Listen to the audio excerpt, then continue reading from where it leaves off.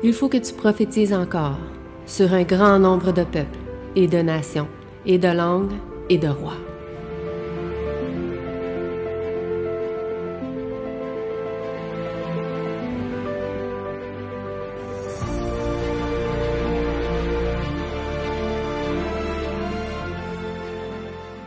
Donc, bonjour à vous. J'espère que vous allez bien cette journée de sabbat. Donc, le message que je vous présente aujourd'hui, c'est celui que je vais prêcher jeudi prochain pour le camp meeting de France. Donc, je me suis dit, puisque je n'avais pas prévu, pas eu le temps de rien faire cette semaine, vu que je travaillais là-dessus, puis il faisait très chaud en plus cette semaine, donc j'ai travaillé dessus très longtemps, essayé de persévérer malgré la chaleur. Donc, j'ai pu le préparer à temps. Vous allez voir, c'est un plus court message. C'est plus un appel à nous encourager, à nous soutenir, à pouvoir persévérer et à pouvoir avancer malgré les difficultés. Okay? Donc, c'est un peu une pause de tous les gros sermons que j'ai partagés avec les recherches et tout. Mais inquiétez-vous pas, à partir de la semaine prochaine, ça sera Frère Renard qui va nous partager la parole du voulant. Mais tout le reste du mois de juillet et à août, je vous ai préparé des gros sujets. OK? Donc, on va parler des prophéties, on va parler de la guerre civile qui arrive bientôt aux États-Unis. Qu'est-ce qu'il y en est? Qu'est-ce qui se passe? C'est quoi? Est-ce que la Bible en a parlé? On va parler aussi des Israélites dans 3 semaines. Donc, ce mouvement-là, OK? On va les voir la semaine prochaine. Ouais. On va en parler. J'ai déjà commencé à préparer le sujet. Puis je vais préparer des vidéos ligne sur ligne aussi sur ça parce qu'il y a beaucoup de choses à dire. Puis en tout cas, je vous ai préparé d'autres sujets aussi sur les apocryphes que j'avais commencé. J'ai pas eu le temps de terminer. Je vais le préparer sur le gnosticisme aussi qu'on va parler. Donc il y a beaucoup de choses au cours des prochaines semaines que je devrais préparer. Mais au moins, vous serez servis avec des bons messages d'actualité. Mais pour le moment, partageons les brebis perdues dans Babylone. Qu'est-ce qu'on va parler d'après vous? Ça serait quoi le sujet? Un faux christianisme. Ah, le faux christianisme, OK, intéressant. Intéressant. Donc, dans la Bible, une brebis, ça représente quoi? L'innocence. L'innocence, OK. Parce que c'est quelque chose qui revient souvent dans la Bible. Jésus en parle souvent, la brebis. Même l'Ancien Testament, Isaïe dit allez chercher les brebis perdues d'Israël. Où il fait même allusion aux brebis. Même psaume, David, psaume 23. Hein? L'Éternel est mon berger. Donc, on fait tout le temps allusion au berger, à la bergerie, aux brebis. Parce que dans la Bible, le berger, c'est une idée importante. Okay? En fait, la bergerie, c'est un concept très intéressant et très important. Et une des choses importantes aussi qu'on a à comprendre, c'est qu'il y a des brebis perdues dans Babylone. Okay? Donc, Babylone, c'est le monde... comme David a pu dire, le faux christianisme, même en général, les fausses religions aussi font partie de Babylone. Tout ce qui est confondu. Babylone, ça signifie la confusion. Okay? Babylone signifie confusion. Donc, tout ce qui est confusion, où on prend des choses de vraies puis on les mélange à du faux, comme les Israélites, par exemple.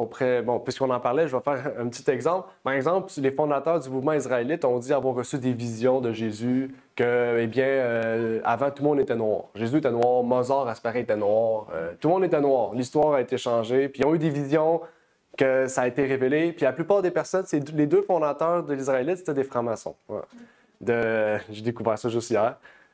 Parce que si vous ne saviez pas, dans la franc-maçonnerie, il y a une branche qui était réservée aux Noirs. Okay? Qui a été créé en 1798.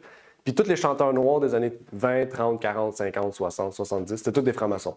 En fait, aucun noir pouvait être populaire sans passer par ça. Parce que c'était des blancs qui s'occupaient de ça. Okay? Donc, c'est plate, mais c'est tous les chanteurs, OK? Louis Armstrong, Nat King Cole, ils ont tous des symboles francs-maçons sur eux. Richard, c'est tous des francs-maçons. Okay? Ils ont tous dû passer par là. Okay? Pour être populaires. Okay? C'est plate parce que c'est une forme de racisme qui est perpétrée, mais exactement. Donc, c'est pas le sujet du jour, inquiétez-vous pas, je ne vais pas en parler aujourd'hui. C'est juste pour vous dire que ces gens-là, on dit, on prend une certaine vérité, puis on la mélange à des visions, à des choses qui est un peu spéciales, un peu sorties du commun, pour se différencier. Puis on formait une autre branche du christianisme, Ben, c'est pas vraiment des chrétiens, c'est une forme de christianisme mélangée avec de la franc-maçonnerie, mélangée avec d'autres branches qui a formé plein de religions, dont les rastafarismes au Jamaïque, le rastafarisme, puis tous les autres mouvements de ce genre. Mais à la base, c'est Babylone, en fait. Mélanger l'erreur et la vérité qui sème la confusion. Et dans Pierre, il y a un passage intéressant, qui est notre texte du jour, qui nous dit « Car vous étiez, comment? Comme des brebis errantes, mais vous êtes maintenant retournés au pasteur et à l'évêque de vos âmes. » C'est qui cette personne? C'est Jésus. Pasteur, OK, pasteur, ça signifie berger, OK? Un pasteur, c'est un berger. C'est la même chose. Le mot grec pour pasteur et berger, c'est la même chose, OK? Donc, on pourrait remplacer, vous êtes retournés au berger et à l'évêque de vos âmes, OK? Donc, on voit ici, on était tous des brebis errantes. Errants dans Babylone, on cherchait quelque chose. On s'accrochait à peu près à ce qu'on voulait rechercher, OK? Donc, un jour, on s'intéressait à quelque chose, on s'accrochait à une certaine doctrine ou un certain message. Un autre jour, une autre chose, un autre jour, une autre chose. Mais maintenant, on est retourné à celui qui est notre pasteur et notre évêque, à notre berger, le seul berger, en fait, qui est Jésus-Christ, notre Sauveur et notre Seigneur Jésus. Donc, avant de commencer, on va prier ensemble.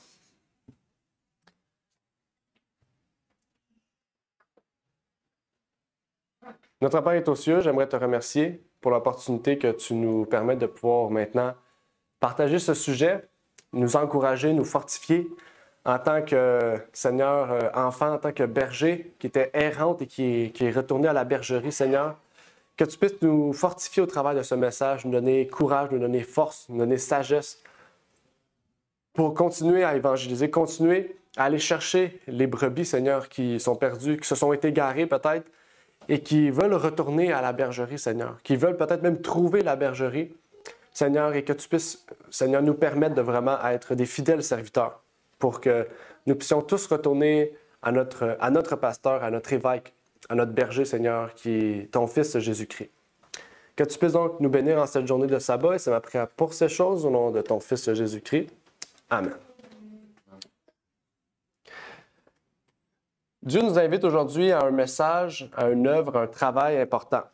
Un travail de rassemblement des brebis égarées d'Israël au pasteur, notre Seigneur Jésus-Christ. Aujourd'hui, donc, ça sera un encouragement pour un travail d'évangélisation. Pas parce qu'on va le faire aujourd'hui, mais dans notre œuvre, généralement, notre vie personnelle, Dieu nous encourage à aller chercher les brebis égarées avant le grand retour de notre Seigneur Jésus-Christ.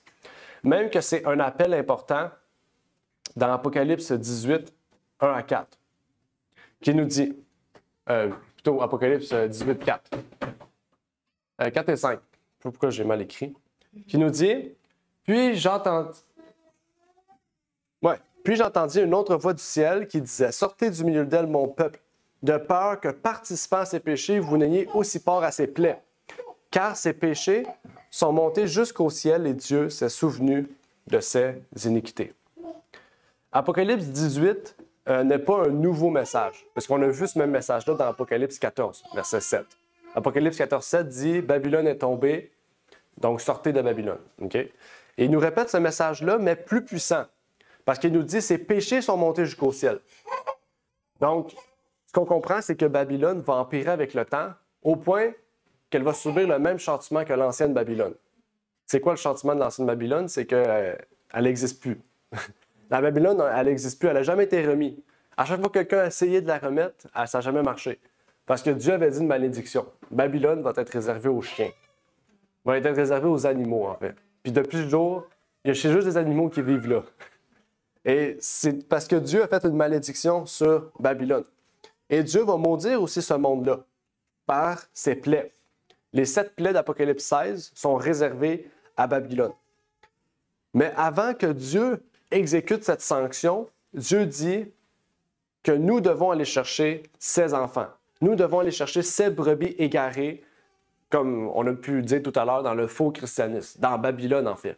Dans toutes les religions, même les athées, c'est une fausse religion, toutes ces idées-là qui en fait égarent plus les enfants de Dieu, les brebis, que de les rapprocher de la vérité.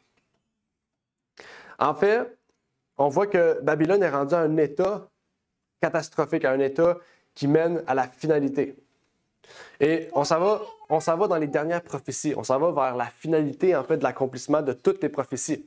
OK? Je ne sais pas si vous avez vu les élections qui se déroulent aux États-Unis en ce moment, mais pour l'instant, si Joe Biden reste au pouvoir, il a déjà perdu en ce moment. Ce matin, il y a un article qui est sorti qui disait, même les journalistes disaient, ils étaient tous pour Joe Biden, et ils disent maintenant, si Joe Biden reste au pouvoir, il a perdu tout de suite. Plus personne n'a confiance en son parti. 72% de son parti voterait pour Donald Trump si Joe Biden reste au pouvoir. Pour vous dire qu'en ce moment, c'est lui qui gagne si lui il reste.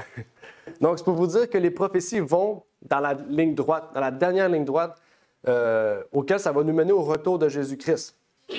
Et Babylone continue de grossir, continue d'exécuter son œuvre terrible sur les enfants de Dieu, mais aussi sur les brebis égarées.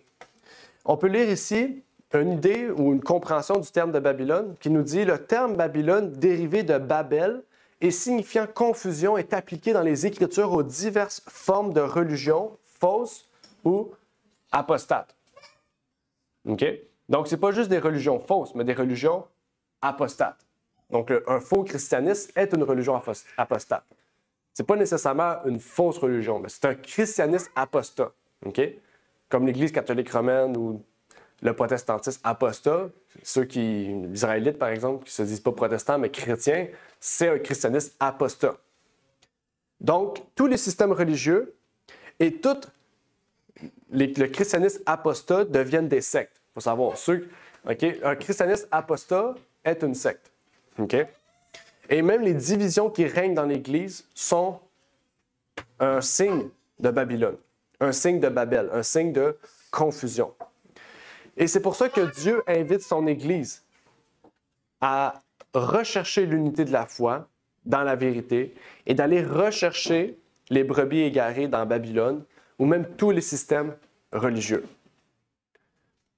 Dieu invite son Église à la faire d'une façon aussi spéciale et respectueuse, parce que souvent on a tendance à dire « on a la vérité » ou « j'ai la vérité, je te l'apporte comme telle qu'elle est, peu importe comment tu le prends, ça ne change rien ». C'est un peu une mauvaise façon d'évangéliser. On nous dit ici, Dieu a des joyaux dans toutes les églises et il ne nous appartient pas de critiquer les religions du monde. Donc, comment Dieu nous invite à évangéliser? Quand on va évangéliser dans une religion quelconque, en fait. Par exemple, vous avez face à vous, je ne sais pas, un hindou, un bouddhiste, un ésotérique. Comment vous apportez le message à ces gens-là? Est-ce que vous dites, « Ah, ben toi, tu es ésotérique, au lieu de te tourner sur toi, tourne-toi vers Dieu. » Est-ce que ça marcherait? Est-ce que tu vois un bouddhiste qui dit, au lieu de regarder un gros monsieur dans une statue, regarde Jésus? On voit, c'est de la critique. On rentre dans un jugement. Comment, d'abord, on peut apporter le message à ces gens? Okay? Donc, je n'ai pas la réponse absolue. Je pense que c'est à vous aussi de voir, de comprendre quelle approche on doit avoir. Mais une approche qui critique, une approche qui est trop brutale, peut en fait amener la brebis à encore plus fuir au lieu de se rapprocher. Donc, une question qu'on pourrait se poser, est-ce que critiquer est évangéliser? Est-ce que critiquer est dénoncer le péché? Okay?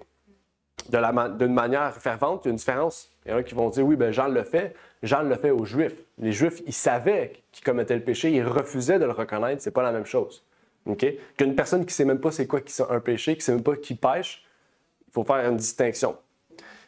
Comment Dieu veut nous amener à interagir avec les gens? C'est quoi l'interaction que Dieu veut qu'on ait envers les gens?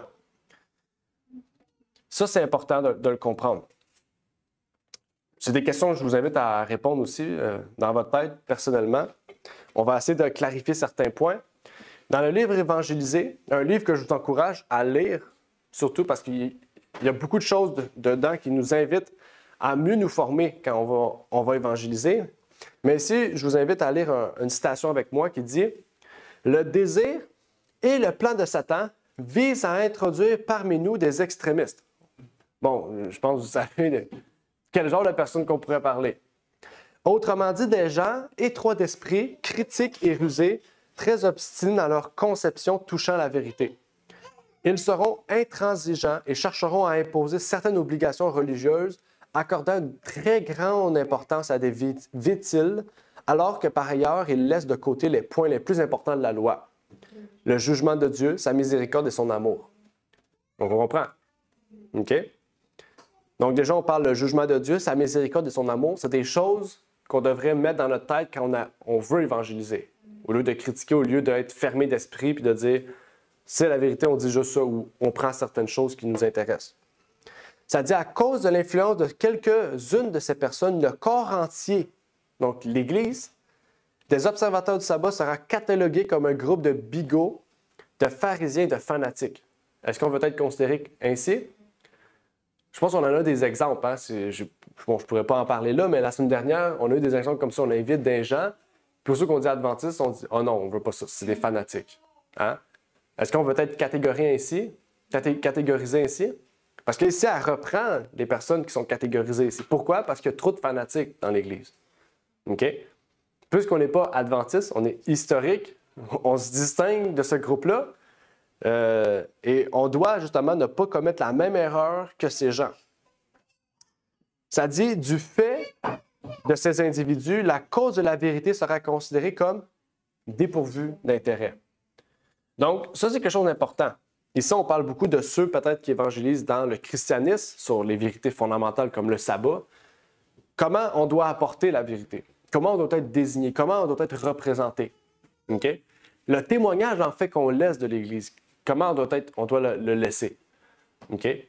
Parce qu'on a beau être une communauté, même une petite communauté, pour que l'Église puisse grandir, déjà, le noyau doit être non seulement uni, mais doit montrer l'exemple. Doit être uni ensemble et doit, en fait, ne pas être des fanatiques dans leur foi. Et elle nous avertit que des choses de même, des personnes vont être dans l'Église de même. Ces gens-là vont croire en la vérité, ils vont peut-être recevoir le baptême. On ne peut pas les refuser, mais on ne doit pas prendre exemple sur ces gens-là.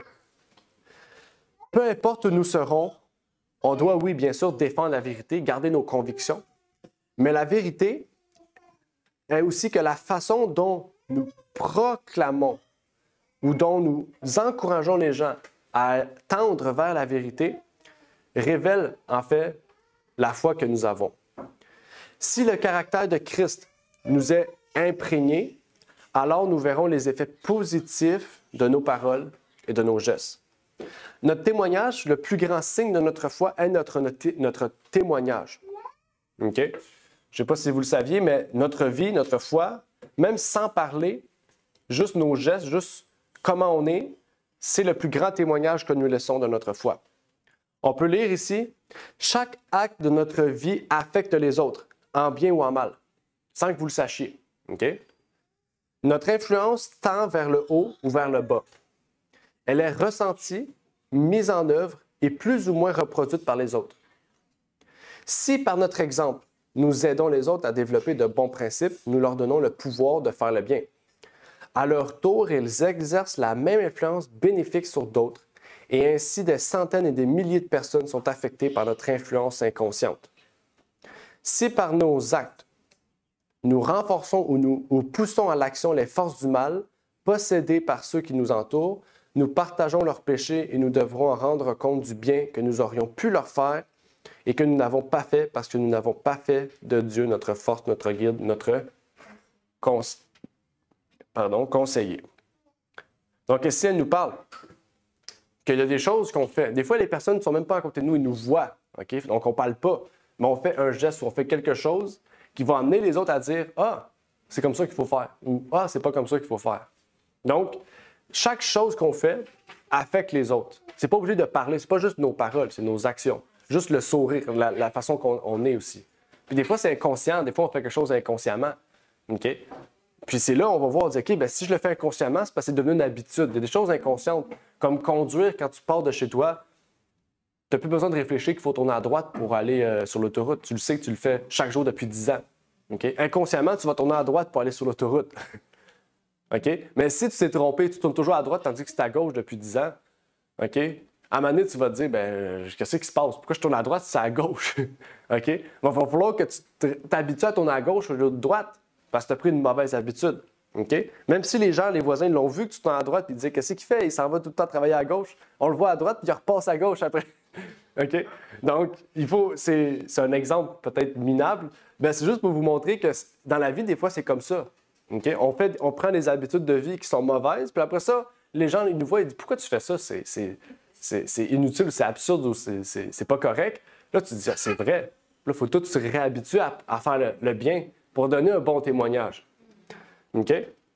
Donc aussi, on doit s'entraider. Et des fois, on voit des choses que peut-être la personne ne voit pas, qu'il n'a peut-être jamais vu, qu'il ne sait même pas.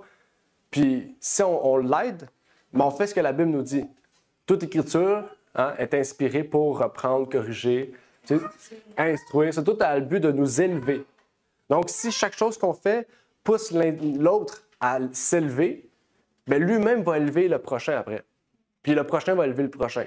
Donc, on a toujours des effets positifs dans notre vie. Tout ça, c'est des moyens d'évangéliser, d'amener les brebis vers nous au lieu de les faire fuir. OK? Donc, ça, c'est important. Même si, par exemple, le nom adventiste est haï, on peut renverser la donne juste par le fait que qu'est-ce que nous révélons est contraire à ce qu'eux révèlent. OK? Puis il y a beaucoup de personnes qui nous ont appelés ou qui nous appellent qui disent genre, qu'est-ce que vous faites, c'est totalement différent de l'Église nominale. On a dit oui parce qu'on ne fait pas partie de l'Église nominale. OK? Il y a un monsieur en Belgique qui m'a appelé et qui m'a dit l'école de sabbat que vous faites, c'est tellement beau. Comme à l'Église, c'est juste deux messieurs ou deux personnes qui parlent, puis il n'y a personne d'autre qui parle. Tandis que nous, il y a une interaction, les gens parlent, on discute ensemble, on pose des questions, on répond et on commente. Puis ce monsieur-là, il dit, si je serais au Québec, je serais tout le temps avec vous. Il dit, je suis en Belgique. Fait que, le décalage et tout, il peut pas. Mais c'est pour montrer, juste ça, ça révèle un bon témoignage, okay, de comment ça devrait être fait, en fait, dans ces moments-là. Et toutes ces choses-là vont amener les brebis égarées dans la vérité. Dans le passé, tous ceux qui sont morts donnant leur vie pour la cause de Dieu, sans relâche, lancent un cri. Parce que ces gens-là aussi, leur vie était un témoignage de leur foi. Okay? Quand on voit Paul, quand on voit même Martin Luther, toutes ces personnes-là qui ont été brûlées au bûcher, okay? Les gens qui n'ont pas cru à son message, c'est quand ils ont cru à son message? C'est quand il est mort. Pourquoi? Parce qu'ils ont vu sa foi, son témoignage. Okay? Parce qu'il y en a beaucoup qui vont dire « Ah, il y a la foi, oui, ben, tu sais, c'est propre à chacun. » Mais quand on voit quelqu'un qui meurt pour sa foi, on se dit « C'est pas propre à chacun. » Tu sais, est-ce qu'il y a beaucoup de monde qui sont prêts à mourir pour ce qu'ils croient, à aller en prison pour ce qu'ils croient? À part des fous, là, quand on voit des néo-nazis qui sont prêts à se faire exploser ou des musulmans qui sont prêts à se faire exploser pour leur foi, c'est très rare, en fait. C'est presque, il y en a qui vont dire que c'est du fanatisme. OK? Mais quand on voit que ces gens-là font du tort, c'est du fanatisme, mais quand on voit que des gens qui n'ont pas fait de tort, qui n'ont rien fait de mal, sont prêts à aller jusqu'au bout pour leur foi, comme Martin Luther, qui n'a fait aucun meurtre, aucun vol, rien du tout, il est juste mort. Parce qu'il croyait différemment à ceux qui étaient au pouvoir. Mais là, on se dit, il y a quelque chose qui ne marche pas. OK? Puis là, ces gens-là, ils vont aller étudier, puis là, ils vont voir que qu'est-ce que lui disait, c'était vrai. Puis là, ils vont accepter. Donc, le témoignage reste puissant même après la mort, en fait. OK? Ça reste. On peut lire ici dans l'Apocalypse le cri de ceux qui sont en détresse. Dans l'Apocalypse, oups, c'est pas la bonne chose. Ça, je ne l'ai pas mis. Pourquoi il est là, lui? OK. Apocalypse 6, verset 10, on va aller l'autre après. Et elle criait à grande voix en disant « Jusqu'à quand, ô souverain, le saint et le véritable, ne jugeras-tu point et ne vengeras-tu point notre sang sur ceux qui habitent sur la terre? » Ici, c'est le 5e sceau. OK? Apocalypse 6, on parle des 7 sceaux. C'est le 5e sceau aussi qui décrit. Si vous vous rappelez, c'est les voix qui crient en dessous de l'autel. OK? Et, qui crient en dessous de l'autel, puis qui demandent à Jésus de revenir à cause du sacrifice qu'ils ont fait. Quand est-ce qu'on va pouvoir revenir à la vie? Quand est-ce qu'on va pouvoir revenir à la vie puisqu'on a offert tout pour ta cause? Puis Jésus dit, attends, il reste encore des gens sur cette terre. Il reste encore des gens qui sont là, des brebis égarées qui sont là. Après, je vais revenir. Quand ma bergerie sera pleine, maintenant, je vais revenir. Et c'est ce que Paul nous disait quand il nous parlait de la boucherie. Il nous parlait de ça, il nous a dit, les chrétiens, c'est comme une boucherie. Il dit, selon ce qui est écrit, nous sommes livrés à la mort tous les jours à cause de toi et nous sommes regardés comme des brebis destinées à la tuerie. Il y a certaines, peut-être la Louis II dit boucherie. Il y a certaines versions qui disent boucherie. OK? Parce que, bon, vous savez, c'est quoi une boucherie? Une boucherie, il y a juste des morts. Fait que c'est ça, en fait. Paul considère ça. Les chrétiens sont livrés à la boucherie. Sont livrés à la tuerie. C'est-à-dire comme des brebis destinées à la boucherie. Et il reprend l'idée, en fait, que quand on est dans la bergerie, on est livré à la mort. OK? Je ne dis pas qu'on va tous mourir. Mais c'est pour vous dire qu'il va arriver un temps où on devra passer par des temps difficiles et peut-être par la mort. Est-ce qu'on est prêt à cela, de garder notre témoignage jusqu'à la mort? Ça, c'est le plus grand acte qu'un homme pourrait faire. Puisque auparavant, plusieurs personnes ont souffert. Les apôtres ont souffert pour nous laisser la Bible. Ils ont écrit au cours de leur vie des livres auxquels nous-mêmes nous prenons part pour que nous puissions aussi donner notre vie. La réforme protestante, tous ces gens-là, les réformateurs, ont donné leur vie pour que nous puissions aujourd'hui ravoir la Bible en nous, pour que nous puissions avoir écrit tous les beaux livres qu'on a devant nous. Tous ces livres-là ont été écrits grâce au fait que les réformateurs nous ont donné accès à une Bible. Sinon, aujourd'hui, on n'aurait pas de Bible, on aurait des Bibles en latin. Personne ne comprendrait. OK? On ne pourrait même pas lire de Bible. Même encore aujourd'hui, il y a des gens où il y a des tensions religieuses, politiques, qui subissent du terrorisme, qui subissent la violence, qui subissent la mort aussi. Les martyrs, en fait, du passé, du présent et même du futur, sont une preuve vivante que la foi, le témoignage, est un acte important, une position importante. On peut lire dans la tragédie des siècles, les martyrs succédèrent aux martyrs. Ça veut dire quoi? Les héros de la vérité, proscrits et torturés, n'avaient d'autre recours que l'Éternel des armées. Traqués comme ennemis de l'Église et traîtres à la patrie, ils continuaient de prêcher en secret dans les demeures des pauvres et souvent même dans des cavernes. On peut parler ici aussi des... bon, j'ai oublié Wilderness... Wilderness in Wilderness. Oui, les Vaudois du Piémont, c'est ça. Les Vaudois du Piémont, okay, qui vivaient dans les cavernes. Si vous allez en Europe, proche de l'Italie, okay, les cavernes sont encore présentes, les trous, des tables, des bibles sont encore toutes là.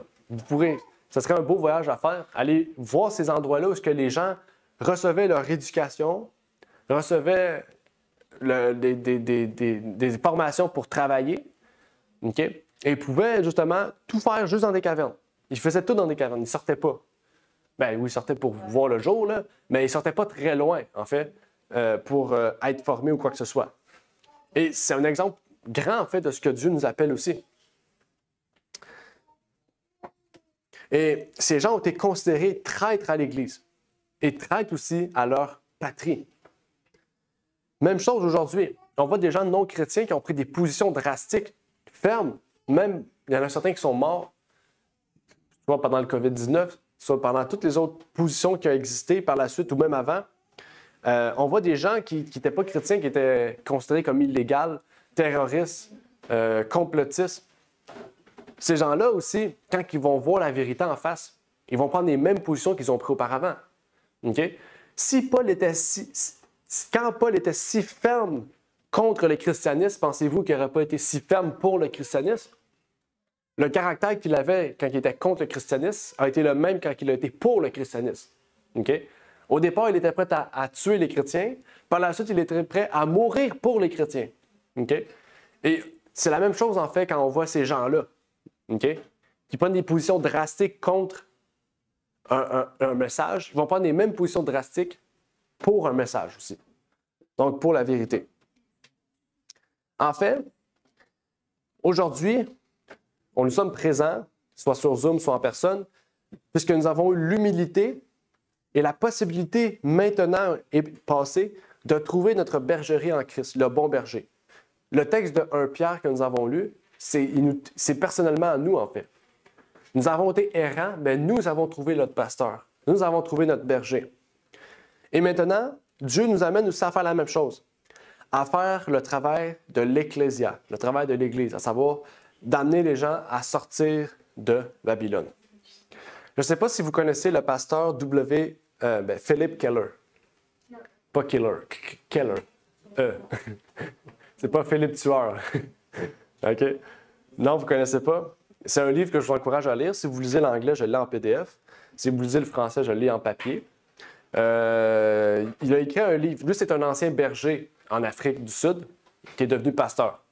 Okay? Il a écrit beaucoup de livres sur la ressemblance entre le travail de berger et le travail de pasteur, le travail de berger aussi, puis ce que la Bible dit sur la bergerie, parce qu'il a été lui-même berger. Et vraiment, c'est un livre très puissant. Vraiment, en se lisant ce livre-là, j'ai compris parfaitement le psaume 23 au complet. Parce qu'il l'exprime d'une façon que personne d'autre n'a expliqué, puisque personne n'est hébergé aujourd'hui. Et j'aimerais lire quelques citations avec vous de ce livre très intéressant. Dans son livre, Philip Keller, A Shepherd Looks at Psalm 23, il dit « Ce n'est pas par hasard que Dieu a choisi de nous appeler brebis. C'est pas par hasard. Pourquoi Dieu ne nous a pas appelé une girafe, ne nous a pas appelé un cochon, ne nous a pas appelé une vache, un éléphant? Pourquoi il ne nous a pas appelé un lion? Ça aurait été le fun. Non, il nous a appelé une brebis. OK? Le comportement des brebis et des êtres humains est similaire à bien des égards. Je vais vous expliquer un peu plus par la suite, puisque j'ai lu le livre, je vais pouvoir vous donner un peu d'exemples. Comme nous le verrons dans les chapitres suivants, ce que vous ne pourrez pas voir, notre esprit de masse ou instinct de foule, nos peurs et notre timidité, notre entêtement et notre stupidité, nos habitudes perverses sont autant de parallèles d'une profonde importance. Okay? Vous savez, souvent, il y a des gens qui disent « Ah, ben moi, quand il y a trop de monde, je viens anxieux. » Ce n'est pas un phénomène récent.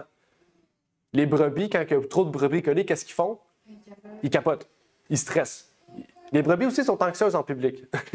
C'est un phénomène similaire, en fait. Okay?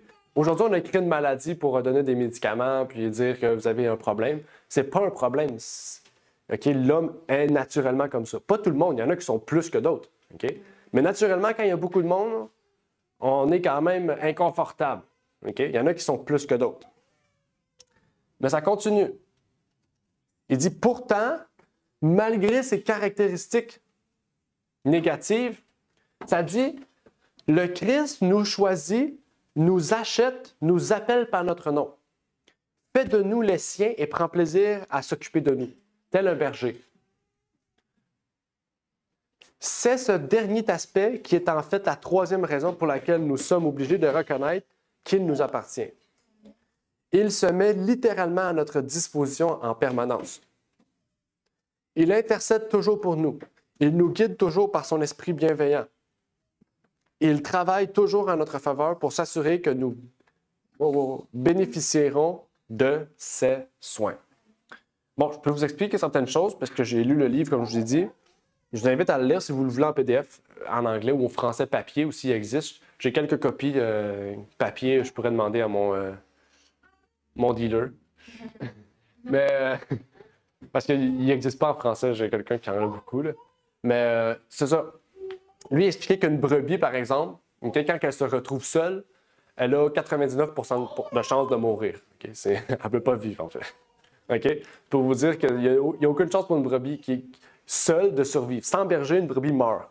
Okay? C'est automatique. Et c'est ça qui est très important pour un berger, c'est que chaque brebis est importante. Chaque brebis a une valeur. Chaque brebis est différente, mais chaque brebis aussi, si elle est seule, meurt. Okay? Par exemple, une brebis qui tombe sur son dos, elle ne peut pas se retourner seule. Okay? Une brebis qui tombe sur son dos, si elle reste là une journée complète, ses pattes deviennent bleues et elle meurt. Tout le sang monte au cerveau, elle meurt. Okay? Elle ne peut pas se retourner. Okay? C'est un peu comme l'homme, en fait. Quand l'homme tombe, il ne peut pas se relever sans Jésus, en fait. Okay? De ses difficultés, de ses problèmes. Okay? Bon, le livre vous explique mieux ce que je vous explique là, mais c'est pour vous montrer quelques aspects vraiment ressemblants entre le comportement des brebis et de l'homme. Dieu n'a pas choisi pour rien. Okay? Dieu savait ce qu'il faisait. Et donc, un troupeau sans berger se perd et ne sait plus où aller. Il prendra le chemin le plus facile pour s'en sortir. Et souvent, la brebis fait quoi? Elle tombe dans un puits ou sur son dos, pensant que là, c'est plus facile, mais c'est pas plus facile finalement. Ce chemin est souvent mis en place par l'ennemi aussi pour nous amener de plus en plus dans les ténèbres. Et le travail que Dieu nous invite à faire n'est pas d'être des bergers, malgré qu'il y a des pasteurs qui existent. C'est on dit des sous-pasteurs, ou le pasteur, bien, il y a le pasteur des pasteurs qui est Jésus. Bien, notre travail consiste en tant que chrétien en général de guider ses brebis vers le pasteur. Okay? Quand on voit des églises qui disent être la bergerie, faites attention. Okay? Parce que nous, on est juste des envoyés de Dieu pour l'œuvre. On est des représentants de Dieu sur terre, dans un certain sens. On est ceux par lesquels Christ veut travailler, en fait. Okay? Mais on n'est pas le Christ. Okay? Ça, c'est la conception de l'Église catholique. On est les représentants de Christ sur terre, nous sommes Christ sur terre. Non. On est les représentants de Christ sur terre, mais Christ veut travailler par nous, en fait. Okay? Donc, il n'y a pas d'orgueil ou quoi que ce soit. Et le temps que nous vivons en ce moment est le temps du grand cri. Le temps du grand cri, c'est le temps où Dieu veut former un peuple pour aller chercher les dernières brebis égarées et les ramener au bercail, les ramener à la maison. Et un autre passage intéressant nous parle de ce sujet. Elle nous dit « L'obligation solennelle d'avertir le monde de sa ruine prochaine pèse sur nous. » Ce n'est pas sur Christ qu'il pèse, c'est sur nous, parce qu'il nous a engagés à ce travail-là. Ça dit « De tous côtés, au près et au loin, des appels à l'aide nous parviennent. » Il faut prier pour entendre ces appels-là. L'Église, consacrée de tout cœur à l'œuvre, doit apporter le message à l'humanité. Venez au festin de l'Évangile, le souper est prêt. Venez. Des couronnes immortelles doivent être remportées. Le royaume des cieux doit être reçu en héritage. Un monde qui se meurt dans le péché doit être éclairé. Il faut retrouver la perle égarée. Il faut que les brebis perdues soient ramenées en sécurité dans la bergerie. Qui participera à ces recherches? Il faut chercher. Il faut prier pour que Dieu nous guide vers ces gens. Okay? Qui apportera la lumière à ceux qui errent dans les ténèbres de l'erreur? Donc, c'est des questions qu'on doit se poser personnellement. Est-ce que vous voulez faire partie de ces recherches pour trouver ces brebis égarées? Il y a des brebis qui marchent parce qu'ils sont perdus. Il y a des brebis qui sont sur leur dos. Il faut juste les revirer de bord pour qu'ils puissent continuer à marcher et les guider. Okay? Il y a des brebis qui sont tombées dans un trou. Il faut aller les chercher. Okay? Vous savez, des brebis aussi, quand ça marche difficilement, ça marche pas droit, ça marche un peu croche. Okay? Pas parce que ça a des petites pattes, c'est parce que leur ventre touche quasiment à terre. Donc, quand ils marchent aussi, c'est instable. C'est comme l'homme. L'homme est instable aussi, il vacille. Okay? Il va des fois, il prend des décisions, il va à des endroits que c'est pas adéquat. Et parce que c'est qu'est-ce qui semble mieux pour lui. La brebis fait la même chose. Et Dieu nous invite à participer à la recherche des brebis perdues de Babylone. N'est-ce pas notre priorité, par tous les moyens, de former un peuple qui sera la lumière du monde? Et il y a plein de moyens que Dieu nous a donné de participer. Ce n'est pas juste en distribuant des tracts, c'est en parlant avec les gens.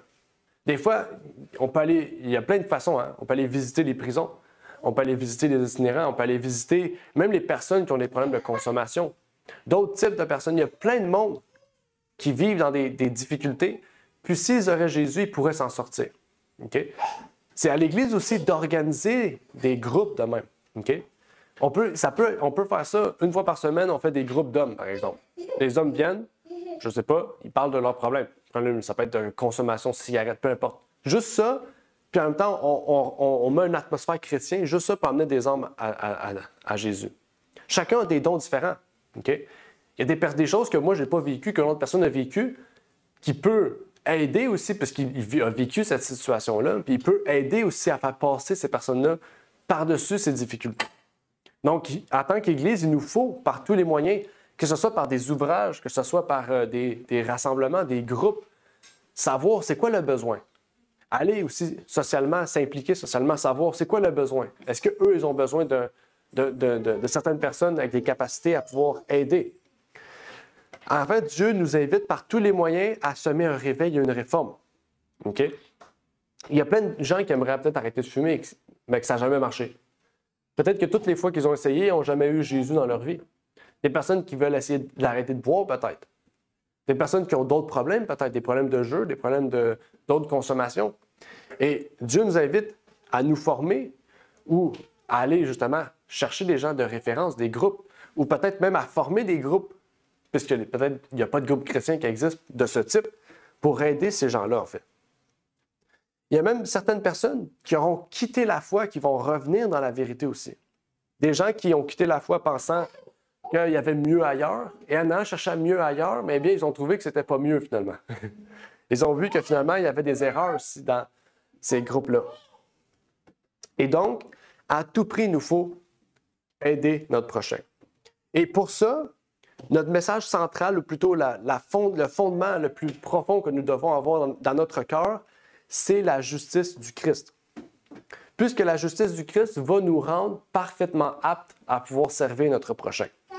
Comment se révèle la justice de Christ? Comment complètement se révèle cette justice? Comment les apôtres, les martyrs, les réformateurs ont pu témoigner par cette compréhension, ou plutôt la justice du Christ?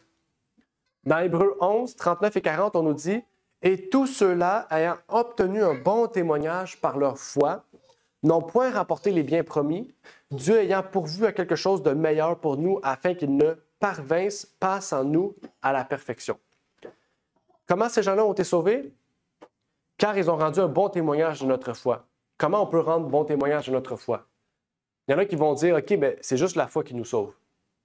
Mais ici, il nous dit qu'ils ont été sauvés parce qu'ils ont reçu un bon témoignage de leur foi. Donc, on est sauvé par la foi, mais la foi procure un bon témoignage. Comment la foi peut procurer un bon témoignage? C'est une question. Vous me regardez, oui. C'est une question. Comment la foi procure un bon témoignage?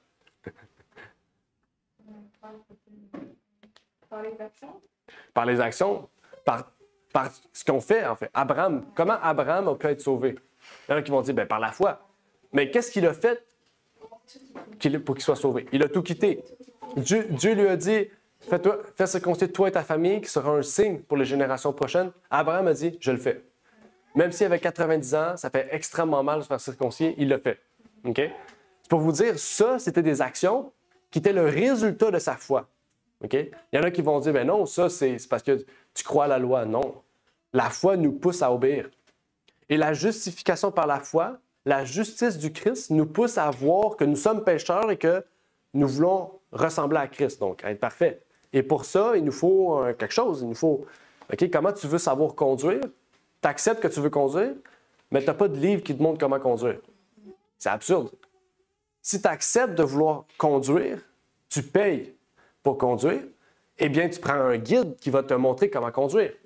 Ou une personne de référence, un bon conducteur qui va être à côté de toi. Bien, Jésus, c'est la même chose. Jésus ne nous dit pas « sacrifiez-vous ». Il nous dit « j'ai fait un sacrifice physique pour vous, maintenant faites le sacrifice spirituel ». Mais il dit « si vous m'acceptez, je vous donnerai un guide, la parole de Dieu ». Plus précisément, la loi. Et si vous acceptez la justice de Christ, bien, vous acceptez la même justice qui était en Christ. C'était quelle? La justice de Dieu, c'est les 10 commandements, la loi. Donc, leur foi s'est révélée par la justice. Et cette justice, comme on a vu, la justice de Dieu, c'est quoi? On a lu tantôt. C'est la miséricorde, le jugement de Dieu et l'amour. Okay? Donc, ces trois choses-là révèlent la loi. Jésus était comment? On dit Jésus observait les 10 commandements. Et pourtant, Jésus était rempli d'amour envers Dieu et envers son prochain. Et Jésus accomplissait la loi parce qu'il avait l'amour. OK? Et non pas l'amour des hommes, l'amour de Dieu. Okay? C'est une très grande distinction. Ça dit ici, pour résumer, notre frère Wagoner nous dit, c'est un livre vraiment que je vous encourage à lire. Il n'est pas encore publié, mais cette année, Dieu voulant, on va publier ce livre-là. C'est un très bon livre de référence. C'est-à-dire, pour résumer, c'est un cœur libéré de l'amour du péché, aussi bien que de la culpabilité du péché. Mais qu'est-ce qui fait qu'un homme désire sincèrement le pardon de ses péchés? C'est simplement sa haine contre ses péchés et son désir de justice, suscité par qui? Le Saint-Esprit. Parce que tu as la foi, tu acceptes d'agréer à ce que l'Esprit travaille en toi. Et parce que l'Esprit travaille en toi, eh bien, tu développes une haine contre le péché, un désir de justice. C'est ça la justice de Christ. OK? Donc, ceux qui disent qu'ils croient à la justice de Christ, qui croient à la foi, mais qui disent que la loi est caduque, mais bien, tu détruis l'œuvre du Saint-Esprit en toi, qui est quoi? Une haine contre le péché et un désir de justice. Tout ça se fait par l'amour. OK? C'est pas d'une façon militaire, en fait, qu'on obéit à la loi, non. C'est parce qu'on aime Jésus. C'est parce qu'on sait que Jésus a tout fait pour nous et qu'on l'aime, qu'on veut qu'on laisse place en nous pour travailler, en fait. Okay? C'est parce qu'on a confiance en lui. Okay? Quand tu as confiance en une personne, tu le laisses agir en toi. Ou tu le laisses te guider, en fait. Okay? Un parti politique, quand tu fais partie d'un parti politique, tu payes ta carte de membre, c'est parce que tu as confiance à la personne qui est la tête. Sinon, pourquoi tu paierais pour quelqu'un que tu n'as pas confiance? Justement, c'est la même chose. Je ne dis pas que Jésus est un parti politique, mais je vous fais des liens, des mini-paraboles pour que vous puissiez plus facilement dans votre tête imaginer comment ça se travaille. L'Esprit est le moyen par lequel, eh bien, nous serons amenés à la ressemblance du Christ. Aujourd'hui, ce message que je viens de vous apporter là, en quelques instants, est détruit par plusieurs manières. Des gens disent que la loi n'existe plus, il y en a qui renient le sabbat, d'autres ils disent que l'amour de Dieu ne peut détruire, donc il n'y aura pas de jugement. Le 1000 ans, soit que le 1000 ans, c'est un 1000 ans de paix, un 1000 ans de repentance, un 1000 ans de réjouissance, ou même que la perfection est une idée farfelue, une idée qui est fausse. Toutes ces choses-là ensemble, ces diverses croyances-là, il y en a même plus, nous amènent en fait à détruire le message fondamental qui doit être en nous, à savoir la justification par la foi. Lisons un autre texte intéressant qui nous parle de ce sujet. Le grand cri du troisième ange a déjà commencé. Elle dit ça en 1892. Okay? Dans la révélation de la justice de Christ, le Sauveur qui pardonne le péché. Ceci est le commencement de la lumière de l'ange dont la gloire remplira toute la terre. La deuxième partie soulignée, elle fait référence à quel passage biblique? Apocalypse. C'est quel ange? L'ange qui est rempli de gloire. Ça dit, il y a un ange qui viendra. Ça dit, un ange glorieux viendra sur la terre. Chapitre 18, exactement. 18, 1 à 5. On l'a lu tantôt, là. Ça dit Babylone et tout. OK? Mais en commençant, ça dit, un ange glorieux viendra sur la terre. Parce qu'il n'y a aucun ange dans l'Apocalypse qui vient glorieux, à part celui du 18e chapitre. Parce que c'est lui qui est rempli de la gloire de l'Éternel. Et cette gloire, l'ange, il faut savoir, angelos en grec, c'est pas nécessairement les anges avec des ailes. Là. Okay? Angelos, ça signifie aussi des messagers. Okay? Donc, il n'y a pas un ange qui va venir sur terre qui va annoncer un message. Non. C'est nous, en fait. La gloire de Dieu vient en nous et nous sommes le messager. Okay? Donc, la justice du Christ, quand elle va refléter complètement notre vie, on va être comme Moïse. Okay? On va être glorieux. Okay? Je ne sais pas si on va être glorieux comme Moïse. Moïse, lui, était tellement glorieux, les gens ne pouvaient même pas le regarder presque. Ils disaient, Moïse, cache-toi, t'es trop blanc.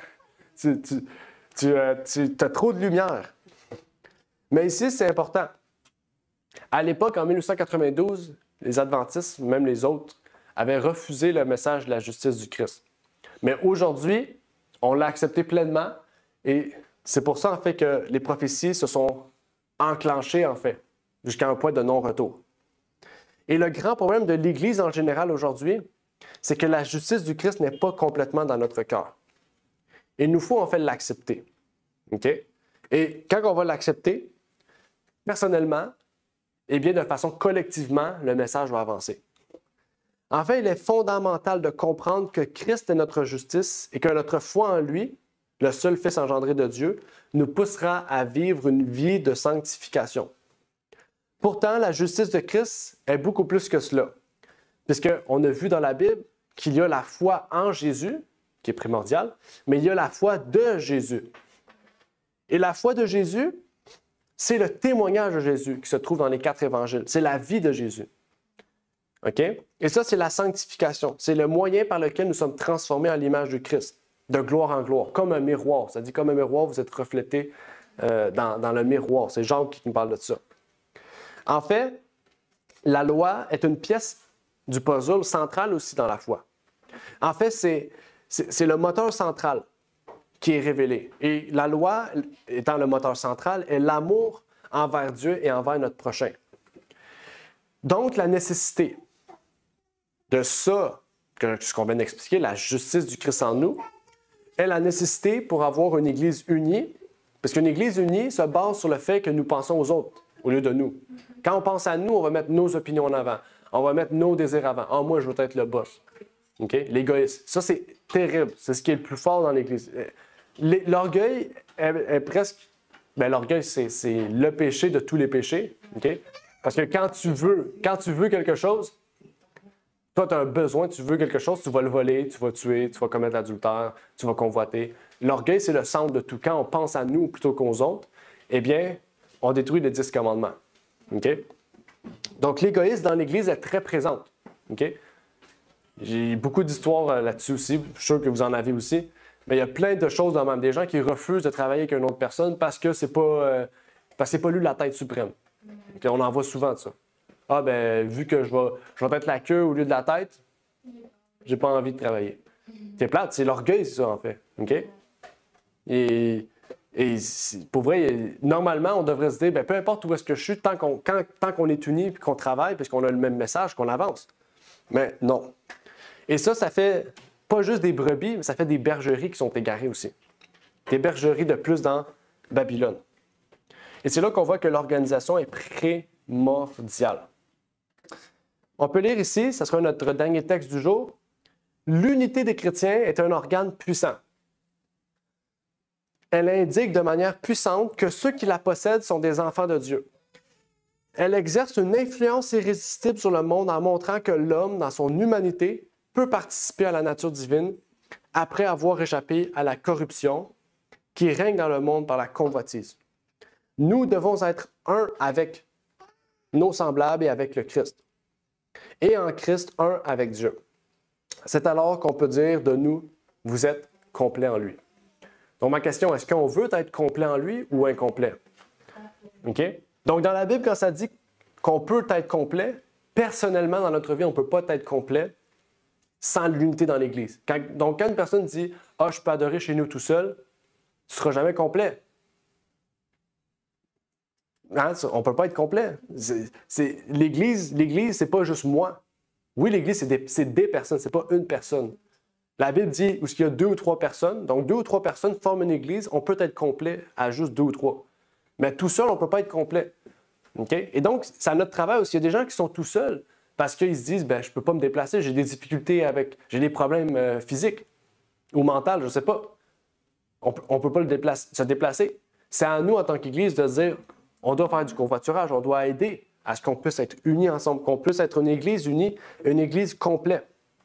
Puisque l'unité de l'Église, c'est ce qui fera sa puissance, c'est ce qui fera que le grand cri viendra avec la lumière. L'ange viendra du ciel avec la lumière pour nous la donner en tant que messager, en tant qu'angelos. En fait, c'est le seul moyen par lequel nous verrons 4 000, 5 000, 6 000, 10 000, 100 000 personnes qui viendront au Christ. Peut-être pas en une journée, je ne sais pas, peut-être en plus long. Mais au lieu de voir 4-5 personnes qui viennent, on verra le nombre quadruplé, cinquuplé, sextuplé, je ne sais pas comment on dit par la suite. Mais on verra un grand nombre de personnes. Et c'est aujourd'hui mon encouragement, incluant moi-même, bien sûr. Je m'inclus tout le temps dans les invitations, dans le message qu'on apporte, mais aussi chacun de nous à former le caractère de Christ, à rechercher la véritable justice du Christ, qui inclut aussi le désir d'unité avec les frères et les sœurs. À ne pas aussi avoir un esprit de critique, de jugement et de reproche quand on arrive au moment d'évangéliser. De dire, moi, je suis meilleur que toi, moi, j'ai la vérité. Non. D'arriver, de dire, j'ai quelque chose pour toi qui pourrait peut-être t'aider. Okay? J'ai quelque chose pour toi qui peut-être, si tu as essayé tous les moyens, essaye ça. Peut-être ça va t'aider. Ouais. Au lieu d'arriver avec un esprit de ce genre, arrivons avec un esprit d'amour, d'unité et de justice. Ce message va pouvoir véritablement toucher les cœurs et non pas fermer les cœurs. Et quand le Christ va venir frapper à la porte du cœur de cet individu, eh bien, il va pouvoir l'ouvrir et il va pouvoir laisser place à Jésus pour qu'il puisse souper avec lui dans son cœur et dans son corps. Et donc, c'est mon appel pour l'Église aujourd'hui et que Dieu vous bénisse. Terminons par une courte prière. Notre Père est aux cieux, j'aimerais te remercier pour l'opportunité que tu nous as permis aujourd'hui d'être réunis, de pouvoir être ici présent, Seigneur, pour te louer et t'adorer en esprit en vérité.